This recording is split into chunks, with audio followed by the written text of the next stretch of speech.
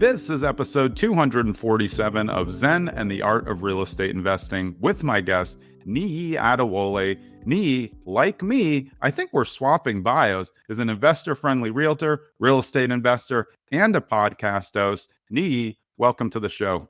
Jonathan, thank you for having me. I'm excited to meet and connect with you. And yeah, you're right. We basically have the same bio. We just live in two different parts of the country. Yeah, I mean, well, we're swapping areas, but yeah, it was interesting. We kind of had to like shut down our pre-call because we were getting too good already and we needed to get this thing recorded. So tell me how you first gotten interested in real estate. Was it agent first or investor first? Definitely investor first. And it came through Bigger Pockets, odd enough, right? Yeah, So awesome. I think everybody or a lot of people get into or learn about real estate by reading Rich Dad, Poor Dad. I am not different. I read that book and I'm like, man, this is amazing. I want to go out there and do it.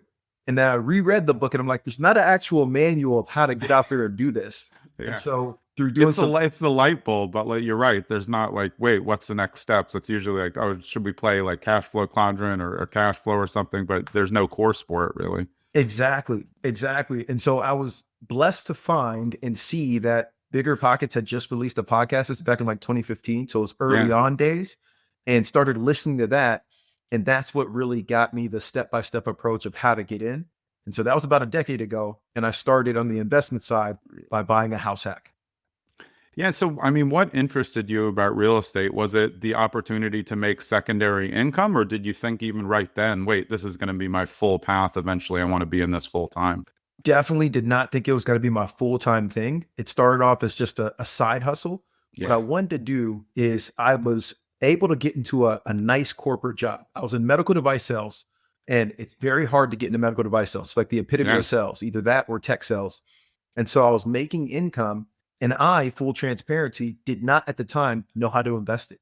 I actually sat down with a lot of my finance guys that were just around the office to ask them like, hey, what is a 401k and how do I work this thing? Where should we put the money over there? So that was one piece. And then the Bigger Pockets piece showed me that, hey, you can eliminate one of your biggest expenses and start building something up on the side so that you have your money working for you, even more so than, say, the stock market. Yeah, and it's interesting because podcasts weren't as popular then. There wasn't like 8 million podcasts. So it was like when I listened to Bigger Pockets, for me, I had been in the game for so long, I just didn't realize other people were in the game. I was like, is this really like there's all these people and then I can try to contact them afterwards? Is that kind of, did you have a big aha for real estate as opposed to other forms of investing that a lot of financial analysts recommend? Yeah, it just made more sense to me. Stock still was a very foreign thing, right? Now I kind of understand the ETF game and hey, just dollar cost average over a long time. When I was looking at it back then, I'm like, dude, I don't know how to choose these companies. The CEOs of these companies barely know where they're going. How am I going to figure it out, right? And so from a real estate standpoint, when I started listening to that and reading more books on this and started actually running the numbers and researching, I was like, all right, I can definitely get a tenant into a property and I can definitely run the numbers on it ahead of time to make sure it makes sense. And so real estate was that linchpin and what I felt the most comfortable investing in. At what point did you get into short-term rentals or using some of your properties for short-term? Because now it's more accessible, but I think there's also more people making mistakes because it's a very niche industry that there's so many people who are experts at it now. You can't really do it the old way like I did 20 years ago, where it's pretty good, but didn't go overboard, and have, entertainment photos and all this. There's really no way to not do that at this point if you want to like be number one in the market. You're spot on. The people that are in the middle or toward the bottom, you're not making any money. It actually would probably make more sense to just take that thing down and move it to a long-term rental when you look at your cost versus everything. And so you have to be in that top 20%. And so you got to put those amenities, you got to have it buttoned up. But to answer your question, I started in 2021, actually, February of 2021, when I moved to Atlanta. I did another house hack, right? This is a reoccurring thing. Yeah, I've been house hacking since 2016, right? I bought that first triplex, house hacked that. When I moved to Boston, I was living with roommates because it's crazy expensive in Boston. Yeah. And then I bought a condo and had a roommate there. So because I was like, hey, let me just own it. And then I moved to Atlanta and I bought a single family with the in-law suite.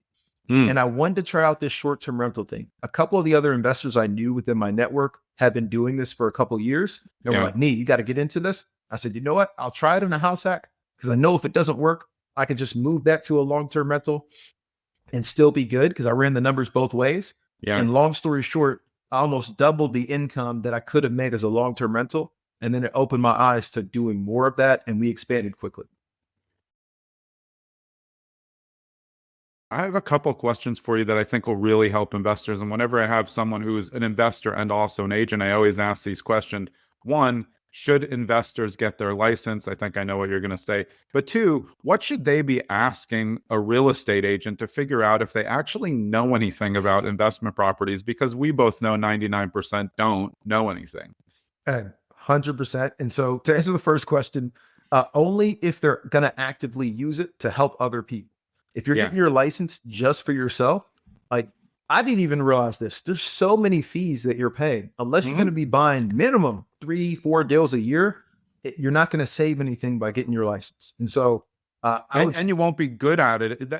That's a really good point, because if you're going to be your agent, you better be a really good agent, or else you're going to mess yourself up. You want to be an investor who does one deal a year and then you try to do it. And then you try to like put out your first flip listing and you've never done a listing. Like just hire the best listing agent. Yeah. And build that cost into it, right? Like become an expert at something, master something. And so unless you're going to go, at least, minimum part-time there and help other people with it, I would not.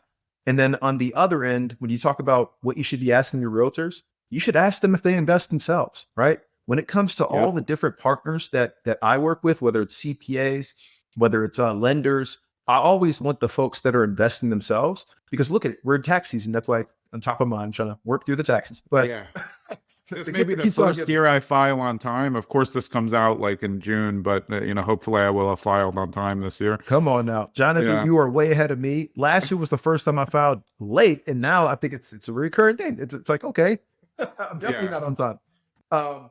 But like for my CPA, that was the first questions I asked the CPAs that I use is, hey, what do you invest in? Because if you invest in the same or similar type of real estate I do, you're going to be learning all the tax code for yourself to make sure that you can take advantage of everything. And now you can relay that to us. And so having investor-friendly people around you is what I would ask. So when somebody comes to you, how do you vet them to make sure, hey, this is somebody worth my time as an agent? Because I think this may help the newer investors or investors with maybe one deal under their belt who think, oh, anybody can do this, which we both know they can't. What should they have ready to be presentable to a really good investor-friendly agent? Man, this is critical. You need to be, as much as you can, laser focused on, hey, this is what I'm looking for, right?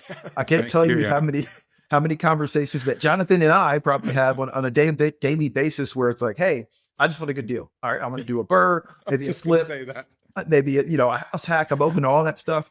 And so my team personally, what we do on the first initial call with anybody, we make it 15 minutes on purpose, right? So that it can be tight. And we narrow the focus. So, hey, what are you looking to do next? I know you want to do all these things, but what's the next step? And then we make sure people have pre-approvals, right? Or we connect them with our investor-friendly lender, but that's not needed. You don't necessarily have to have that for the first conversation. And then we have a buyer consultation call where we jump on a Zoom for 30 minutes and walk through the buying process. Whether you bought a house before or not, it may be different with us. We show you how to run the numbers. So we're all aligned before we actually get into the heat of an offer out there.